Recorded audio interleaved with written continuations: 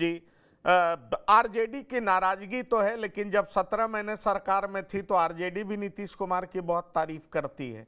बड़ा सवाल ये उठता है, बीजेपी विरोध में जाए या आरजेडी विरोध में जाए, नीतीश तो दोनों को चाहिए। ऐसे में गंभीर सवाल ये उठता है कि अभी की जो स्थिति है वर्तमान समय में, अभी भी वो स्थिति बनी हुई है क्या कि नीतीश जिधर रहेंगे पलड़ा उसी का भारी होगा, जबकि कांग्रेस एसआईआर के मुद्दे को लेकर के उतरी हुई है, वोट चोर गद्दी छोड़, तरह तरह का आरोप आरजेडी लगा रही है।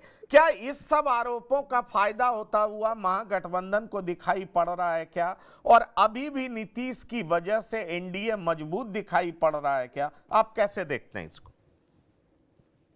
जी बिल्कुल। नीतीश कुमार के साथ जो जनाधार है कमोवेश आज भी कायम दिखता है, अगर आप जमीन पे जाएंगे, लोगों से बातचीत करेंगे तो। और जब वो आरजेडी के साथ थे तो तेजस्वी यादव उनको देश के सबसे बेहतर मुख्यमंत्री भी बताए थे। आज वो बीजेपी के साथ हैं तो बीजेपी भी उनकी तारीफ करती है। इसका कारण यही है कि वो जहां रहेंगे वहां पे वहां पे उनके साथ उनका जनमत जाता है और फिर वही पार्टी, वही गठबंधन सत्ता में आती है। ये तो सीधी सपाट बात है।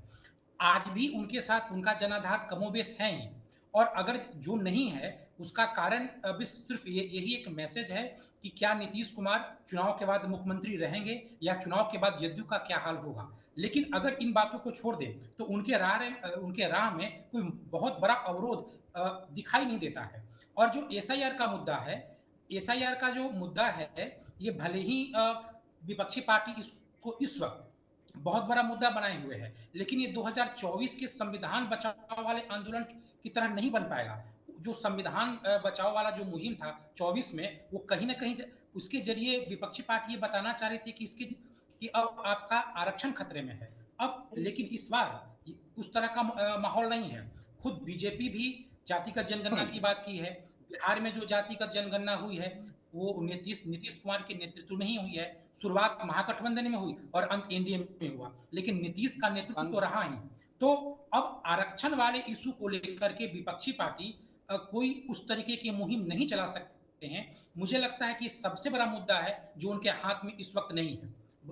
जो उनकी ताकत थी, जिसके बदौलत वो बीजेपी का भी सामना करते थे या नीतीश को भी गिरते थे, वो था आरक्षण, जो इस वक्त नहीं है। एसआईआर का मुद्दा को वो आरक्षण पे नहीं जोड़ पा रहे हैं। एसआईआर के जरिए वो ये बता पा रहे हैं कि अल्पसंख्यक समाज का वोटर काटा जा रहा है, अति पिछड़ी जाति का वोटर काटा जा रहा है, लेकिन वो उस तरीके का जम नहीं रहा है। तो अगर एसआईआर का मुद्दा जब आरक्षण तक नहीं जा पा रहा है पंकज जी, तो उसका कोई बहुत ज्यादा प्रभाव नहीं हो पाएगा। और दूसरी बात यह है पंकज कि जी, एक तरफ हाँ, आ रहे हैं प्रमोद जी, आ रहे हैं। जी, एक ठीक। तरफ नीतीश कुमार जहां एक के बाद एक जन उपयोगी और कल्याणकारी योजनाओं का, बिजली है, पानी है, सड़क आदि की बात कर रहे हैं, घोषणाएं कर रहे हैं, वहां विपक्षी पार्टी के पास अब क्या मुद्दा है?